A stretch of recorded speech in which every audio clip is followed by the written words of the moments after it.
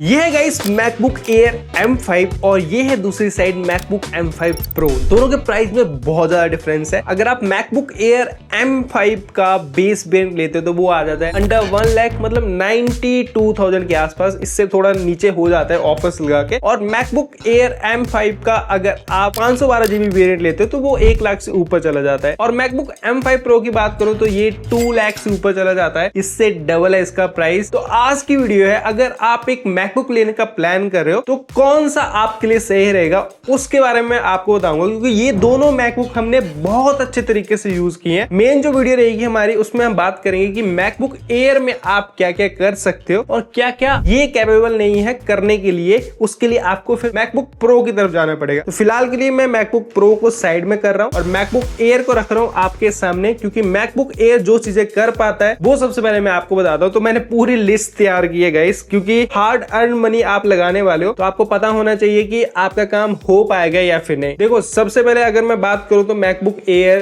Capable है multiple browsing के लिए। आप आराम से 30 से 50 टैब्स इसमें ओपन कर सकते हो, फिर चाहे क्रोम हो, सफारी हो या फायरफॉक्स हो, सभी को ये इजीली हैंडल कर लेता है। मतलब ब्राउजिंग वाला काम है तो वेल एंड गुड। नेक्स्ट, अगर आप स्ट्रीमिंग करते हो, आप लाइव स्ट्रीम करते हो, गेमिंग हो या किसी भी चीज को लेके, 4K तक इजीली हैंडल कर लेता है। 4K क्वालिटी तक आप लाइव स्ट्रीम कर सकते हो। OBS यूज करो या स्ट्रीम लैब यूज करो तो उनमें बढ़िया वर्क करता है। और नेक्स्ट, अगर मैं बात करूं, अगर आप वॉचिंग ज्यादा करते हो, नेटफ्लिक्स देखते हो, OTT प्लेटफॉर्म्स ज्यादा यूज करते हो तो उसके लिए ये बढ़िया है, एकदम बढ़िया। मतलब कोई दिक्कत नहीं आएगी, डिस्प्ले क्वालिटी भी बढ़िया है और हर एक चीज बढ़िया वर्क करती है, कोई डिले देखने को नहीं मिलता है। और आप एक्सटर्नल मॉनिटर लगा भी सकते हो इसके साथ, तो यहाँ पर भी कोई दिक्कत नहीं है। अगर मैं नेक्स्ट बात करूं तो जो माइक्रोसॉफ्ट ऑफिस यूज करते हैं, माइक्रोसॉफ्ट ऑफिस के अंदर बहुत सारे टूल्स आ जाते हैं, एक्सेल हो गया, वर्ड हो गया, सब बढ़िया वर्क करते हैं, तो यहाँ पर भी आपका काम चल पड़ेगा। नेक्स्ट, अगर आपका ऑफिस वर्क है जैसे Google document, sheet, slides, email management, तो वो सारी चीजें इजीली हैंडल कर लेता है। ऑनलाइन मीटिंग्स करनी है आपने, जूम ऐप, गूगल मीट, सब कुछ एकदम बढ़िया वर्क करता है। तो अगर आप इन पर्पज के लिए लेने का सोच रहे थे, ये सारे बहुत बढ़िया हो जाएंगे, कोई भी दिक्कत नहीं आएगी। अब मैं नेक्स्ट पॉइंट की तरफ चलता हूँ, जो कि है कंटेंट क्रिएटर्स। कंटेंट क्रिएटर्स की भी काफी नजर रहती है मैकबुक एयर लेने की तरफ से, क्योंकि ये थोड़ा अफोर्डेबल बन जाता है। मैकबुक नियो की बात करूं तो वो मैं रिकमेंड नहीं करूंगा कंटेंट क्रिएटर्स के लिए। वो जो पहले मैंने सारे पॉइंट बताए ना, उन पॉइंट्स के लिए मैकबुक नियो चल पड़ेगा। लेकिन अगर मैं कंटेंट क्रिएटर्स की बात करूं तो 4K वीडियो एडिटिंग वो आप इसमें कर सकते हो। फाइनल कट प्रो बढ़िया वर्क करता है और अभी प्रीमियम प्रो भी ऑप्टिमाइज हो गया तो वो भी बढ़िया वर्क करता है। थंबनेल डिजाइन करना है वो काम भी आपका हो जाएगा। लाइट रूम यूज करना है वो काम भी आपका हो जाएगा। कैनवा यूज करना है, हैवी प्रोजेक्ट्स रन करने हैं वो भी यहाँ पर हो जाएंगे। मल्टीपल एप्स एक साथ रन करनी है वो भी यहाँ पर आपका काम हो जाएगा। इसके अलावा fast video export and rendering ये भी जो है ना हो जाता है। मतलब फास्ट मैं ये कहूंगा, अगर आप 4K वीडियो रेंडर कर रहे हो तो बहुत ज्यादा फास्ट आउटपुट नहीं मिलेगी, लेकिन हाँ काम चल पड़ता है। और 4K वीडियो एडिटिंग ये मैकबुक हैंडल कर लेता है। लेकिन इसमें भी एक ड्रॉबैक है, क्योंकि इस मैकबुक में कोई कूलिंग सिस्टम नहीं लगा है। तो या तो आपको अपने रूम का टेम्परेचर मेंटेन रखना पड़ेगा। AC में काम करते हो तो आप लॉन्ग आवर्स सब बिना लैग के अपने प्रोजेक्ट्स डन कर पाओगे। और अगर थोड़ी सी दिक्कत है, रूम हॉट है आपका और लैपटॉप आपका हॉट हो गया, तो फिर उसके बाद आपको ब्रेक लेना पड़ेगी, इसको ठंडा करना पड़ेगा, उसके बाद जाके आप इससे अच्छी आउटपुट ले पाओगे। तो ये बात आपने ध्यान रखनी है। मतलब सिंपल सोल्यूशन है, अगर AC है तो बढ़िया है, आप 1 आवर से ऊपर भी इजीली एडिटिंग कर पाओगे। अदरवाइज फिर हीट हो जाता है और परफॉर्मेंस ड्रॉप हमें देखने को मिलती है। इसमें 4K क्वालिटी की बात कर रहा हूँ। और मल्टीपल लेयर्स की बात करो अगर 4K क्वालिटी में, तो 2-3 मैक्सिमम 4 लेयर तक अच्छा हैंडल कर लेता है। अब नेक्स्ट हम बात कर लेते हैं वर्क फ्लो की। कंटेंट क्रिएटर्स का वर्क फ्लो, जैसे script writing, SEO research, videos upload करना, ब्रांड डील्स मैनेज करना, वो सारे काम ये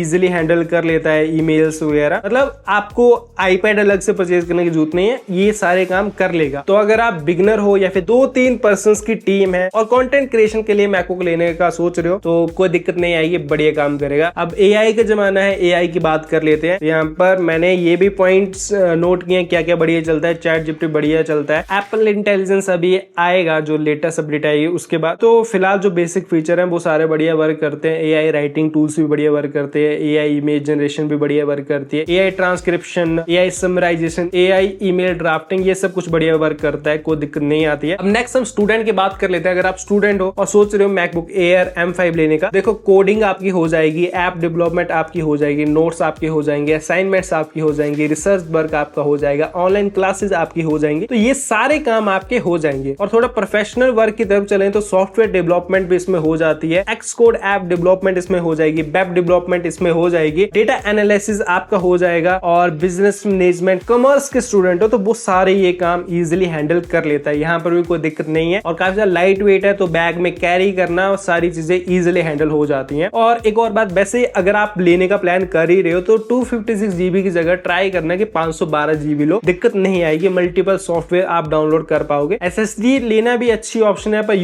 आज के टाइम पर SSD ऑलरेडी बहुत महंगी हो चुकी है, तो उससे अच्छा ये है कि आप 512 GB कम से कम परचेज करो तो बढ़िया रहेगा मेरे हिसाब से। और वैसे तो मैंने अभी और भी पॉइंट्स लिखे हैं, जैसे डिस्प्ले क्वालिटी हो गया, कनेक्टिविटी हो गया। तो देखो फीचर्स तो आप सारे ऑनलाइन पढ़ ही सकते हो, आपने रिसर्च कर ही ली होगी अगर आप इस वीडियो को देख रहे हो। जैसे इसमें ल्यूका रेटिना डिस्प्ले देके रखी है, थंडरबोल्ट 4 पोर्ट में जाता है, मैगसेफ चार्जिंग के लिए देके रखा है। तो इन सब चीजों के बारे में हम बात नहीं करेंगे। देखो बढ़िया चीजें, कैमरा, माइक वगैरह सब कुछ इसका बढ़िया है। स्पीकर्स की बात करूं तो वो थोड़ा बेस कम लगता है, लेकिन बाकी चीजें इसकी काफी बढ़िया है। बिल्ड क्वालिटी एकदम बढ़िया है, एल्यूमिनियम क्या बना हुआ है ये, और एकदम प्रीमियम फील देता है, यहाँ पर कोई दिक्कत नहीं है। और अब हम बात करेंगे कि M5 Pro किसको लेना चाहिए, क्योंकि ये थोड़ा महंगी इन्वेस्टमेंट है। क्योंकि ये जो मैकबुक एयर है ये हर चीज तो कर नहीं पाएगा, इसके लिए प्रो भी बनाया है एप्पल ने। देखो अगर आप 8K वीडियो एडिटिंग करना चाहते हो, आप रेड कैमरा फुटेज से वीडियो रिकॉर्ड करके एडिट करना चाहते हो, black magic raw videos edit करना चाहते हो, या फिर मल्टी लेयर वर्क करना चाहते हो 8K में, या फिर मल्टी लेयर 4K वर्क करना चाहते हो अब 6 लेयर, तो फिर आपको प्रो की जरूरत पड़ेगी।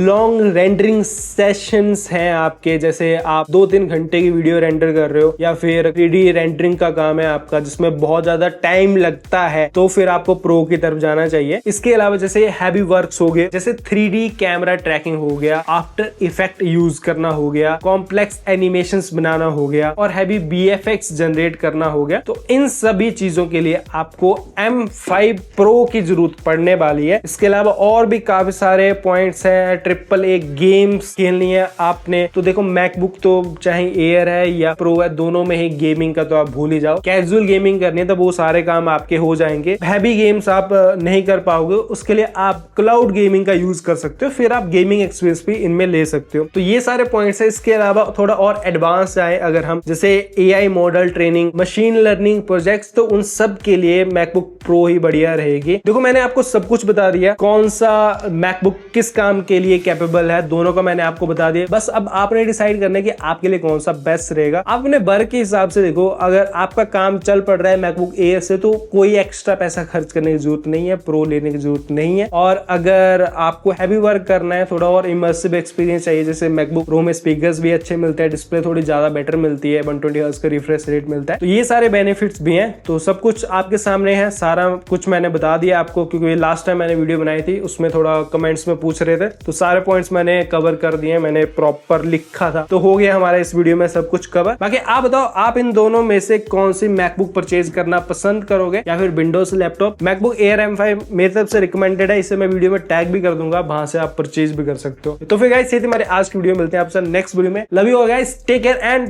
Bye bye.